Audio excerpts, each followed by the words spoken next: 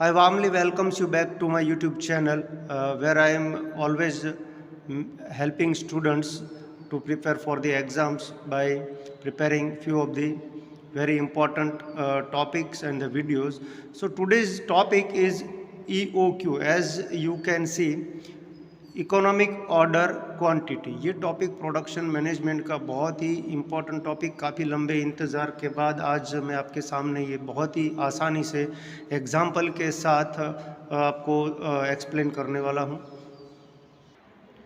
तो आपके मन में सवाल होंगे कि आखिरकार में ये मॉडल है क्या और क्यों इम्प्लीमेंट करना चाहिए और इसका काम क्या होता है। तो चलिए देखते हैं। This is the inventory management system. क्या होता है EOQ जो है वो एक इन्वेंट्री मैनेजमेंट सिस्टम है। It is particularly work when there is a fixed order quantity is in practice. कोई भी कंपनी या कोई मैन्युफैक्चरिंग यूनिट जो है, जो प्रोडक्शन कर रहे हैं, उनके लिए बहुत ही चैलेंज रहता है कि आखिरकार में जो क्वांटिटी वो मंगवाते हैं अपने सप्लायर से, वो कितनी क्वांटिटी में वो मंगवाएंगे तो उनके लिए फ़ायदा होगा। क्योंकि जैसा कि आगे हम देखने वाले हैं कि यहाँ पर दो जो मेन चीज़ें हैं, main two cost are associated with the और order placed for any production. जब हम ऑर्डर देते हैं किसी भी प्रोडक्ट का या मटेरियल का, रॉ मटेरियल का परचेज डिपार्टमेंट जब ऑर्डर करता है तो उनके सामने चैलेंज रहता है दो चीज़ों का, और दो कॉस्ट उनको कंसिडर करना पड़ता है। एक होता है ऑर्डरिंग कॉस्ट और दूसरा होता है कैरिंग कॉस्ट। और ये जानते हैं ऑर्डरिंग कॉस्ट क्या होता है। Ordering cost, this are the cost which are associated with the purchase of the material और द कॉस्ट अकर्स। और ये कॉस्ट तभी आपको लगता है जब विद एवरी ऑर्डर प्लेस्ड, यानी जब जब आप ऑर्डर करेंगे तब ये कॉस्ट लगने वाला है, इतना आपको ध्यान में रखना चाहिए। फॉर एग्जांपल, जैसे कि ट्रांसपोर्ट कॉस्ट हो गया, इनवर्ड इंस्पेक्शन हो गया, कॉस्ट ऑफ बिल पेमेंट हो गया। तो आप पूछो अपने आप को और एक बार समझो कि जब जब हम ऑर्डर देते हैं तब तब ट्रांसपोर्ट कॉस्ट लगता है और इनवर्ड इंस्पेक्शन लगता है। जितनी बार मटेरियल आपका आएगा फैक्ट्री में तब तब आपको उसको इंस्पेक्ट करना पड़ेगा। तो वैसे ये सारी चीज़ें जो है वो ऑर्डरिंग कॉस्ट में काउंट करना पड़ती है, यानी कि जितनी बार हम ऑर्डर करेंगे उतनी बार ये कॉस्ट आपका बढ़ेगा। चलिए दूसरा क्या है, कैरिंग कॉस्ट। कैरिंग कॉस्ट को हम होल्डिंग कॉस्ट भी कहते हैं। These are the costs which are associated with the holding or storing the material in store. For example, insurance, यानी कि अगर कोई मटेरियल आप कंपनी में मंगवाते हैं, अपने स्टोर में रखते भी हैं, तो वो संभाल के रखने में भी आपको कॉस्ट लगने वाला है।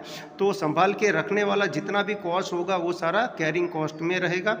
जैसे कि यहाँ देख सकते हैं कि इंश्योरेंस कुछ लगता है, आपको इंश्योरेंस लेना पड़ेगा। कभी कुछ डैमेज हो गया या फिर आग लग गई, फायर हो गया, तो ये इन केस में ये मटेरियल को संभालने के लिए आपको कुछ जो इंश्योरेंस का कॉस्ट लगता है वो आपको यहाँ काउंट करना पड़ेगा। सिक्योरिटी फॉर वेयरहाउस, वेयरहाउस में आप किसी सिक्योरिटी गार्ड को लगाया तो उनको पगार देना पड़ेगा। कुछ टैक्सेस भी लगते हैं। इंटरेस्ट ऑन इन्वेंट्री, जब अगर ज़्यादा मटेरियल मंगवाते हैं तो उनके ऊपर भी हमारा कुछ इन्वेस्टमेंट रहता है, तो वो इंटरेस्ट लगता है, तो वो आपको काउंट करना पड़ेगा। यानी कि कैरिंग कॉस्ट भी आपका यहाँ पर रहने वाला है। चलिए देखते हैं तो एक मुख्य प्रश्न क्या है। Now the question is when then how much to order. तो फिर हम कितनी क्वांटिटी में ऑर्डर देंगे तो हमारे लिए अच्छा है। एज वी नो, हमने अभी देखा from the above two cost which are opposite to each other, like if we order in bulk, अगर हम बड़ी क्वांटिटी में ऑर्डर दे देते हैं द इन्वेंट्री कैरिंग कॉस्ट जो रहेगा तो फिर इंक्रीज़ होगा, क्योंकि एक साथ में कोई मटेरियल हमने मंगवा लिया एक ही ऑर्डर में। हमने ये सोचा कि बहुत ज़्यादा बार बार ऑर्डर का कॉस्ट ना लगे, इसके लिए अगर हम बल्क क्वांटिटी में ऑर्डर देते हैं तो फिर अल्टीमेटली आपका कैरिंग कॉस्ट बढ़ेगा, जैसे कि ये इंश्योरेंस है, इंटरेस्ट, ये सब ज़्यादा होगा। और अगर आप सोचते हो कि ये कम लगे, इंटरेस्ट ना लगे, या तो फिर आपको सिक्योरिटी गार्ड को पैसा ना देना पड़े, इसके लिए अगर आप बार बार ऑर्डर देते हैं, अगर दूसरा जो होता है, अगर आप बार बार ऑर्डर देते हैं, ऑर्डर इन स्मॉल क्वांटिटी देंगे तो फिर बार बार ऑर्डर देना पड़ेगा। तो अगर स्मॉल क्वांटिटी में हम ऑर्डर देंगे तो हम ऑर्डर कॉस्ट जो है वो बढ़ जाएगा बार बार ऑर्डर देने पर, और इन्वेंट्री कॉस्ट वो मिनिमाइज होगा। तो आप देख सकते हैं कि ये इन्वर्स चलता है, वाइस वर्सा, ऑपोजिट। तो हमारे सामने एक प्रश्न खड़ा हो जाता है कि अब हम इसके लिए क्या करें और कितनी क्वांटिटी में हमें ऑर्डर देना उचित रहेगा। चलिए, सो हियर EOQ जो होता है, EOQ model will help us in deciding the size of the order. खास ध्यान में रखिए, कितनी क्वांटिटी में ऑर्डर देना है वो आपको यहाँ पर क्लियरली आपको EOQ मॉडल के द्वारा पता चलने वाला है। वेयर बोथ द कॉस्ट, यानी कि बोथ कौन सी हो गई, ऑर्डरिंग कॉस्ट हो गया और कैरिंग कॉस्ट हो गया, दोनों जो हैं जहाँ पर मिनिमम रहेगा वैसा आपको एक ये सॉल्यूशन EOQ मॉडल के द्वारा मिलने वाला है। And that order quantity is most economical और बेनिफिशियल फॉर दी फर्म के लिए सबसे ज़्यादा बेनिफिट करने वाली जो भी एक डिसीजन है या तो क्वांटिटी है वो आपको मिलने वाली है EOQ के द्वारा। EOQ मॉडल समझने के लिए सबसे पहले हम शुरुआत करेंगे इसको ग्राफिकल एक प्रेजेंटेशन जो होता है, ग्राफिकली इसको हम कहीं ना कहीं ऐसे हम समझ सकते हैं। यहाँ पर आप देख लो आराम से, मैं आपको एकदम एक्सप्लेन कर देता हूँ। यहाँ पर आप देख सकते हो कि कॉस्ट दिया है और इस साइड में जो ये एक्सिस पे दिया है ऑर्डर क्वांटिटी का साइज़, कितनी क्वांटिटी में आप ऑर्डर देंगे। तो जैसा कि हम जानते हैं कि ये वाला जो लाइन है वो कैरिंग कॉस्ट का है।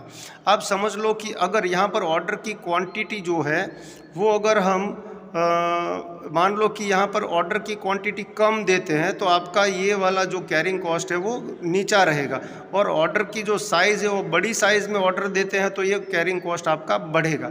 तो वैसे ही यहाँ पर ये वाला कर्व जो है वो है ऑर्डरिंग कॉस्ट का।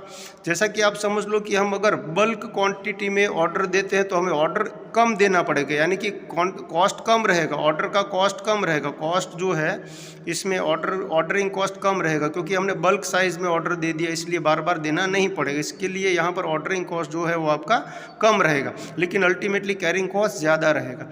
अभी इसका निचोड़ क्या है, इसका सॉल्यूशन समाधान ये है कि यहाँ पर आप देख सकते हो कि ये है वो टोटल कॉस्ट मिलता है, यानी कि दोनों को मिला के जो टोटल कॉस्ट होता है वो यहाँ पर है।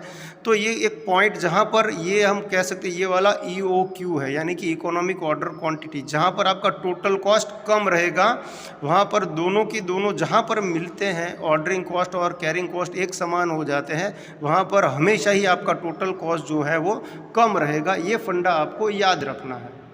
अब इसका फॉर्मूला हम डिराइव कैसे करते हैं वो आपको मैं बता देता हूँ कि टोटल जो एनुअल कॉस्ट है, यानी कि एक एनुअल कंजम्पशन होता है, हर एक कंपनी में एक अपना प्रैक्टिस रहता है कि मिनिमम उनको एक साल के अंदर इतना मटेरियल रिक्वायरमेंट होगा, यानी कि एक जो उनका एनुअल टोटल कॉस्ट होता है वो कैसे मिलता है। एक तो टोटल आप एनुअल पूरे साल में कितना परचेज करते हैं और उनका cost, plus annual ordering cost कितना रहेगा, और होल्डिंग या तो कैरिंग कॉस्ट, जैसा कि अभी हमने देखा। तो हर एक चीज़ को हम एक बार रिप्रेजेंट कर लेते हैं। ये वाला टोटल कॉस्ट अगर हमें चाहिए तो सबको मिला लेना पड़ेगा, यानी कि टोटल कॉस्ट जब अगर हम चाहिए, हमें अगर टोटल कॉस्ट को ढूंढना है तो फिर यहाँ पर आपको इनका फॉर्मूला ये है DC plus D/Q into S plus quantity upon 2 into H, यानी कि होल्डिंग कॉस्ट, और S रिप्रेजेंट फॉर आपका ऑर्डरिंग कॉस्ट। ओके, चलिए देखते हैं। TC is equal to total cost है, ये D का मतलब हो गया कि एनुअल डिमांड कितना है, C का मतलब कोई प्राइस आपको दिया है कि एक यूनिट का कितना प्राइस है, तो उसको मल्टीप्लाई करके पूरे साल में आपको कितना कॉस्ट लग रहा है वो यहाँ मिलेगा आपको, परचेज कॉस्ट।